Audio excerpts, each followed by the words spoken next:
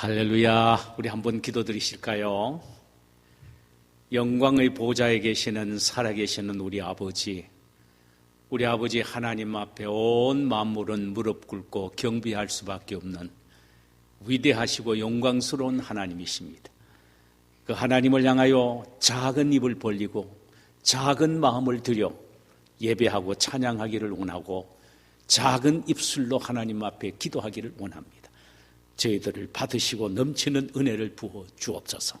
사정상 온라인 예배를 드리는 귀한 성도들에게 동일한 은혜와 복을 허락하옵소서. 우리 구세주 예수님의 이름으로 기도하옵나이다.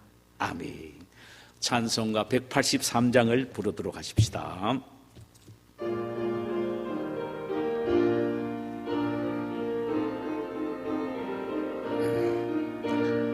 빈들의 마른 풀같이 시도로 나의 영혼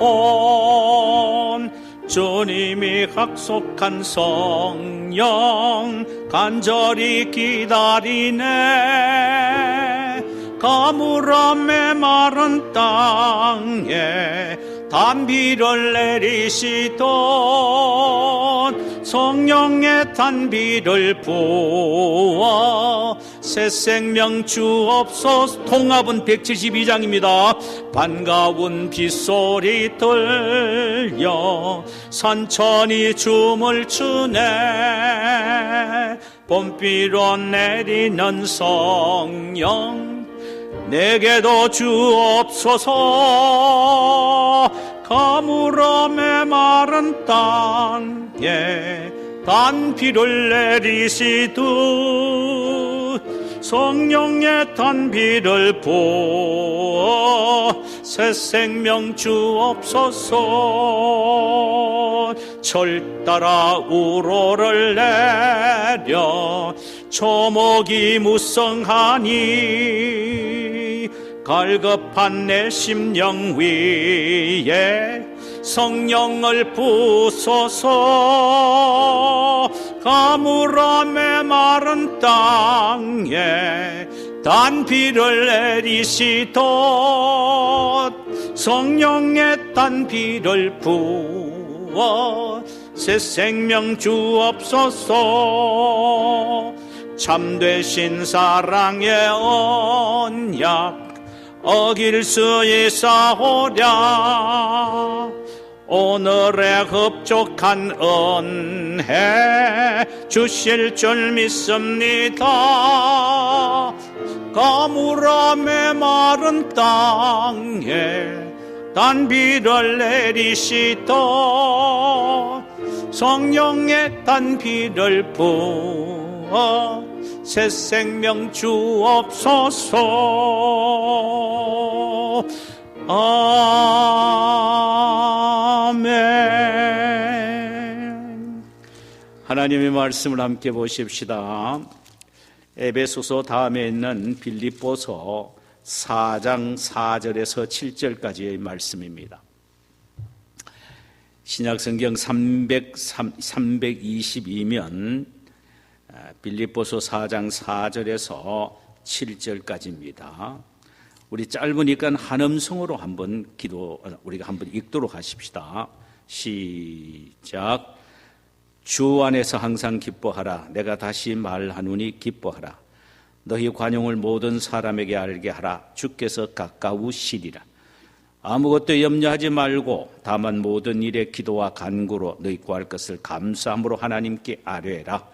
그리하면 모든 지각이 뛰어난 하나님의 평강이 그리스도 예수 안에서 너희 마음과 생각을 지키시리라. 아멘.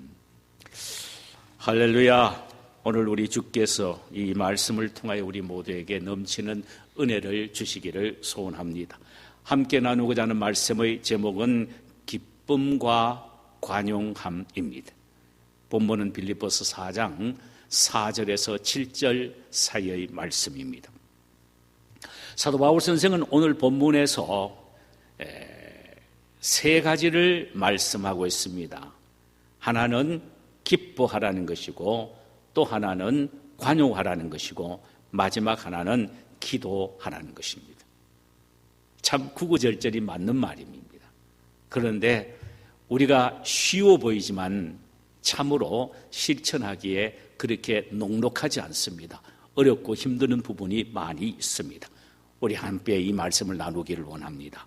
먼저 생각해 볼 것은 기뻐하라는 말씀에 대하여 생각해 보십시다. 인간의 삶 속에서 그저 기쁜 일만 있으면 얼마나 좋겠습니까? 그러나 인간의 삶의 현장에는 기쁜 일보다는 슬픈 일, 고통스러운 일, 답답한 일, 어려운 일이 오히려 더 많이 생길 수 있다는 사실입니다. 그런 상황에서도 기뻐하고 즐거워할 수가 있단 말입니까? 그렇습니다. 오늘 본문에서 사도 바울 선생은 상황에 따라서 기뻐하라 이렇게 말하지 않습니다. 본문 4절에 보니까 주 안에서 항상 기뻐하라 내가 다시 말하노니 기뻐하라. 여기 보니까 항상 기뻐하라. 항상 기뻐하라.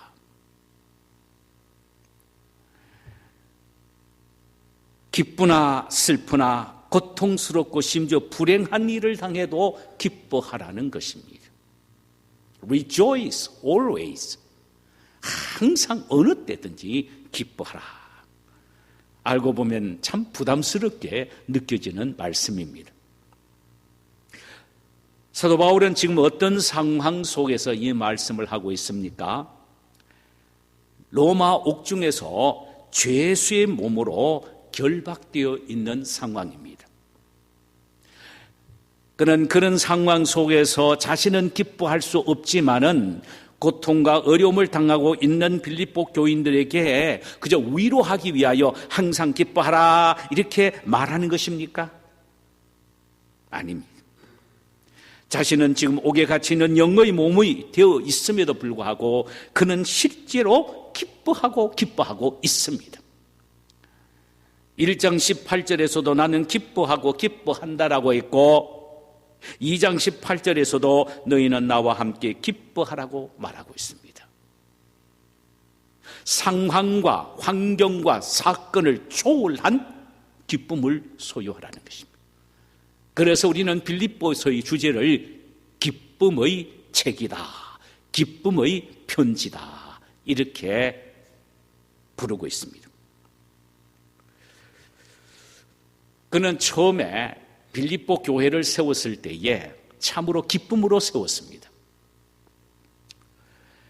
그가 빌립보 지방에 가서 복음을 전하게 됩니다. 귀신 들린 여아이의 속에 있는 귀신을 내어 쫓아준 죄 아닌 죄 때문에 그는 모진 고문을 당하고 매를 맞고 결국은 지하 감옥에 신라와 함께 갇히게 됩니다. 그런데 그는 그 가운데서도 한밤중에 하나님을 향하여 기쁨의 찬송을 부르기 시작합니다. 그때의 옥문이 저절로 열리게 되었지요. 기쁨의 능력입니다. 기쁨의 권세입니다. 기쁨의 역사함입니다. 지금 그는 그때의 일을 생각합니다. 그리고는 고난 속에 있는 빌립보 교인들을 향하여 너희들이 기뻐하고 기뻐하라. 내가 처음 바로 너희들이 섬기는 교회를 세울 때 기쁨으로 세웠던 것이다. 그러니 너희들도 지금 어떤 상황 속에 있다 할지라도 기뻐하고 기뻐하라. 그리스도인들은 환경과 상황을 초월하여 기뻐해야 하고 기뻐할 수 있다는 것입니다. 그럴 수 있는 근거가 있다는 사실이에요. 그것은 그들이 지금 예수 안에 있기 때문이라는 것입니다. 그래서 바울은 빌립보 교인들을 향하여 그리스도 안에서 항상 기뻐하라 이렇게 말합니다. 그는 물질 안에서 기뻐하라고 말하지 않습니다. 그는 세상의 명예 앞에서 안에서 기뻐하라고 말하지 않습니다. 세상적 쾌락과 즐거움 안에서 기뻐하라고 말하지 않습니다. 그리스도 예수 안에서 기뻐하라고 말씀하고 있습니다. 왜냐하면 물질과 명예와 세상적인 즐거움이 주는 기쁨은 약간의 기쁨은 될 수 있고 찰나의 기쁨은 될 수 있고 일시적인 기쁨은 될 수 있어도 영원한 기쁨은 될 수가 없기 때문입니다. 반대로 우리 주님 예수님은 영원하시며 그분 안에서 모든 것이 있기 때문에 그분 안에서 기뻐하는 기쁨이야말로 진정한 기쁨이라는 것입니다. 예수 안에만 영원한 생명이 있고 예수 안에만 영원한 구원이 있으며 예수 안에만 참된 평안이 있기 때문에 예수님 안에서 우리는 얼마든지 기뻐할 수 있다라는 것입니다. 예수가 기쁨의 생수의 샘이듯이 기쁨의 샘이기에 그분 안에서 기쁨만 찾으면 항상 기뻐할 수가 있다는 것입니다.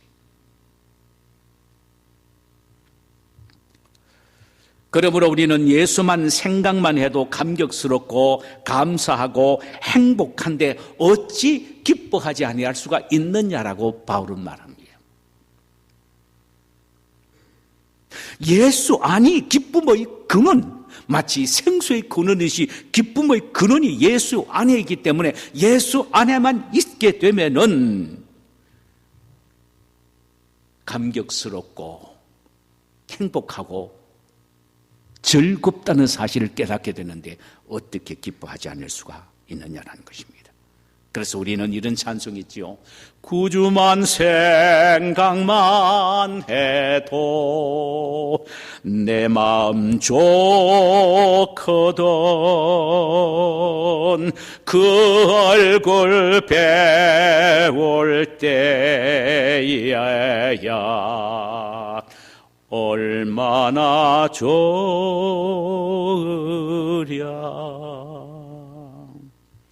주님만 생각하면은 내 마음이 기쁘고 좋다라는 것입니다. 예수 안에 참된 기쁨이 있기 때문인 것입니다.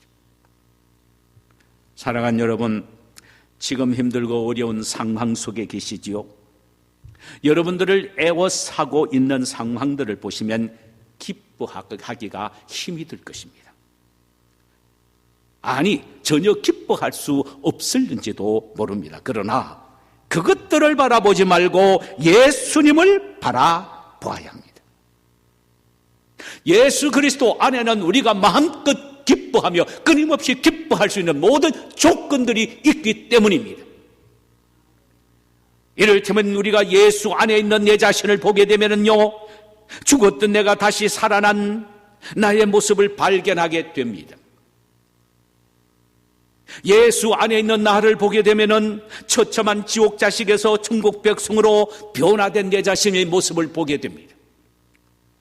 예수 안에서 내 자신을 보게 되면은 마귀의 종되었던 내가 하나님의 자녀로 운명이 바뀌어진 영광스러운 나의 모습을 발견하게 될 것입니다. 예수 안에 있는 나를 보게 되면요, 어떤 경우에도 나를 굳게 붙잡고 계시는 하나님의 사랑의 손을 볼 수가 있게 될 것입니다. 자기 아들을 아끼지 아니하시고 우리 모든 사람을 위하여 내어주신 이가 어찌 그 아들과 함께 모든 것을 우리에게 은사로 주시지 아니하시겠느냐라는, 반드시 우리에게 필요한 모든 것을 주시겠다는 하나님의 약속의 말씀이 등불처럼 환하게 비추어지는 모습을 보면서 행복해하는 우리 자신들을 예수 안에서 볼 수가 있는 것입니다. 사랑하는 여러분, 그러므로 우리가 힘들고 어려울 때마다 주님을 바라보아야 합니다. 사랑의 마음으로, 그리움의 마음으로, 사모하는 마음으로, 전적으로 신뢰하는 마음으로 우리 주님 예수님을 바라보아야 합니다. 히브리서 기자는 말합니다. 믿음의 주여 온전케 하시는 이인 예수를 바라보자.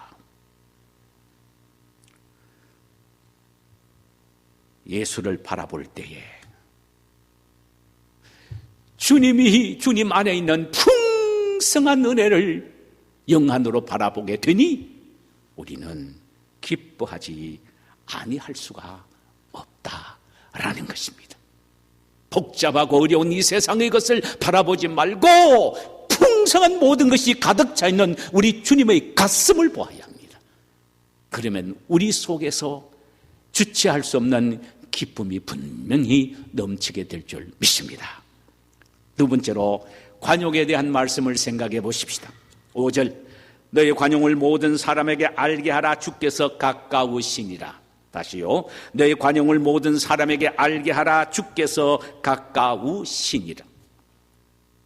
여기서 말하는 관용이라는 헬라 말은요, 토에피에이케스라는 단어입니다. 이것은 존 칼빈 선생은 이렇게 해석을 했습니다.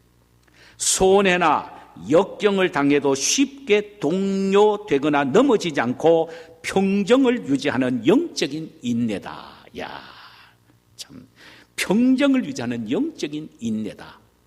이것이 바로 토에피에스케스라는 단어라고 말합니다. 주석관 켄트라는 사람은 자신의 당연한 권리를 포기하고 다른 사람을 향하여 더욱 너그럽게 대하는 태도를 의미한다라고 했습니다. 칼빈과 켄토의 말을 종합해서 보면은요, 영적이든 인간적이든 끝까지 어떤 상황 속에서도 참고 인내하는 것, 이것이 바로 관용이라는 것입니다.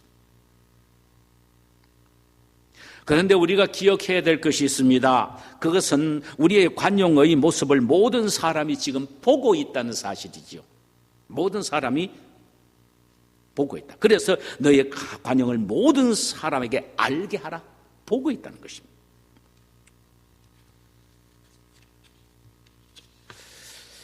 여러분, 우리의 관용의 모습을 신자들뿐만 아니라 불신자들까지도 보고 있다는 사실을 알아야 합니다. 그러기에 우리의 관용의 대상자는 모든 사람입니다. 모든 사람에게 우리가 관용을 해야 된다는 것입니다. 그들 모두가 다 우리의 관용의 모습을 보고 있기 때문입니다. 믿음의 형제뿐만 아니라 불신자들까지도 우리의 관용의 대상자가 된답니다. 왜? 모두가 우리의 관용을 보고 있기 때문입니다. 믿는 사람뿐만 아니라 세상 사람들도 환난과 고난의 때에 우리가 대처하는 우리의 모습을 보기를 원합니다. 어려운 상황 속에서도 흔들리지 않는 인내하는 모습을 보고 부러워합니다. 그러나 그런 상황에서 자신들과 똑같이 요동하고 흔들린다면은 그들은 우리를 향하여 그렇구만 이렇게 생각할 것입니다.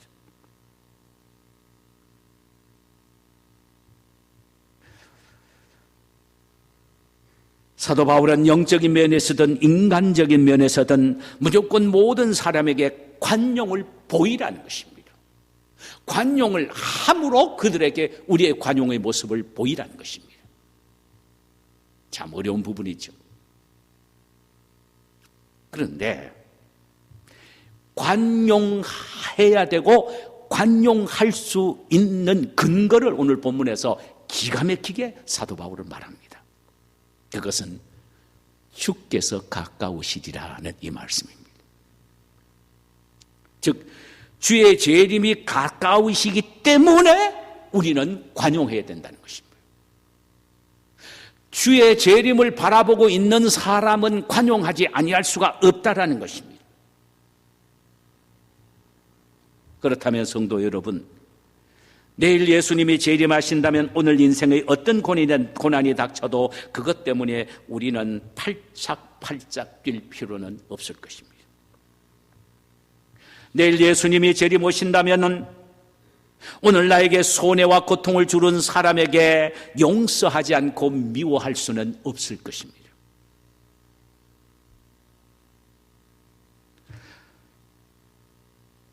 주님이 내일 재림 오신다는 바로 이 마음을 갖고 이 믿음을 갖고 관용해야 된다는 것입니다. 그 믿음만 가지면 관용할 수밖에 없다는 것입니다.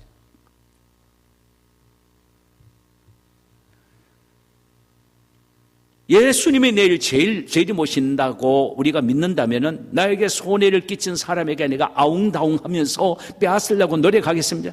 습니까? 아니죠. 가져가라. 이렇게 할 것입니다. 나를 미워하고 비난하고 욕하는 사람을 향하여 내가 마주 대항할 수 있습니까? 내일 되면 끝난다. 그게 다 드러난다 하면서 웃고 넘어갈 것입니다. 우리의 관용의 큰 힘의 원천이요 근거는 예수님의 재림에 대한 믿음입니다.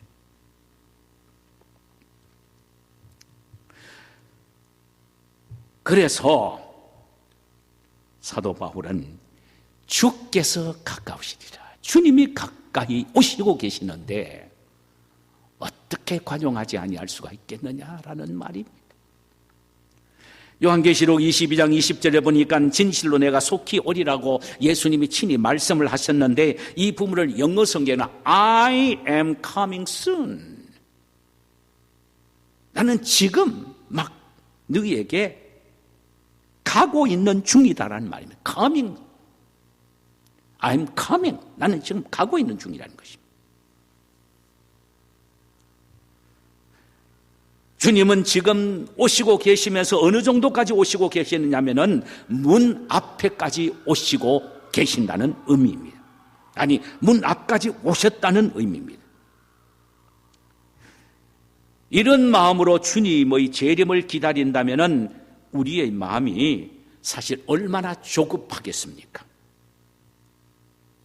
그 주님을 맞이하려는 일에만 신경을 쓰되 받은 상처와 입은 손해에 신경 쓰지 않고 모든 일에 용서하며 이해하고 넘어갈 것입니다. 덮어줄 것입니다. 가슴을 오히려 안을 것입니다. 이것이 바로 오늘 본문이 말하는 관용입니다. 여러분, 우리 주님이 다시 오시면 우리가 받은 상처를 치유해 주시고 우리가 흘린 눈물의 양만큼 위로와 상급과 보석으로 채워 주실 것입니다. 그러므로 우리는 관용해야 합니다. 우리 모두는 어떤 시련과 어려움 속에서도 주님을 바라보면서 주님 안에서 기뻐해야 하고 주님의 재림을 사모하고 바라면서 관용해야 합니다. 왜? 주님은 지금 오시고 계시기 때문입니다. 우리 주님이 오시면 우리 인생사의 모든 고통과 괴로움은 주님이 친히 판단해 주실 것이고 우리가 당한 아픔과 상처와 눈물만큼 면류관과 상급을 주시게 될 줄 믿습니다. 자, 우리 이 시간에 찬송 한 장 부르실까요? 주님 다시 오실 때까지.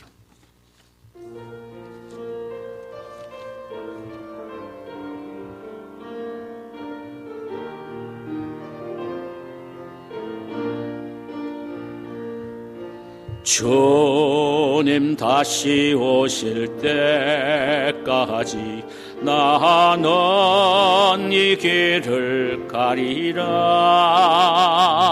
좁은 문 좁은 길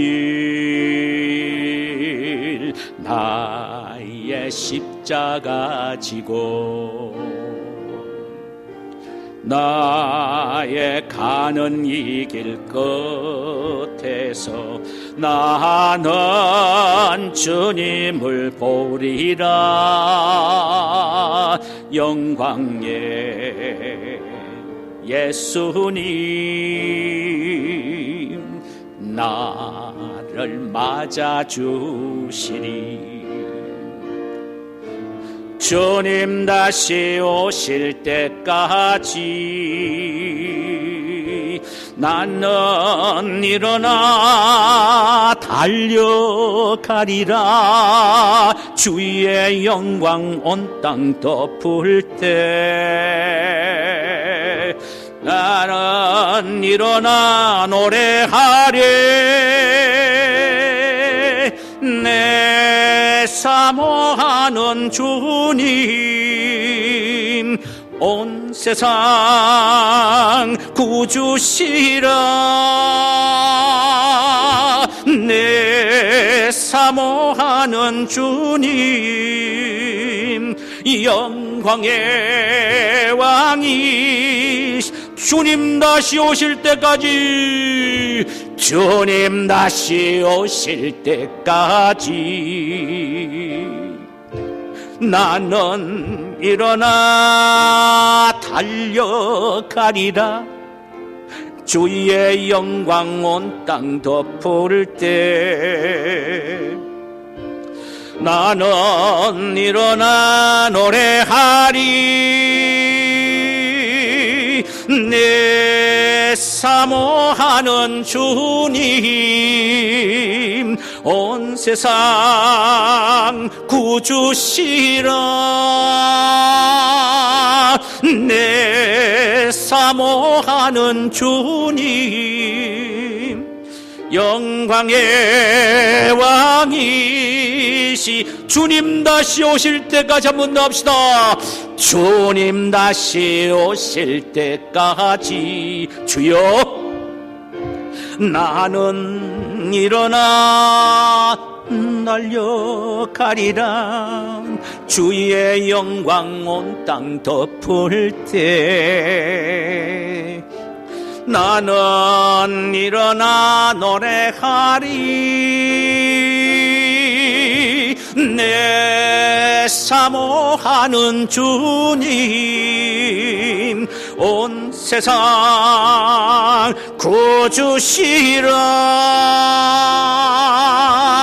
내 사모하는 주님, 영광의 왕이시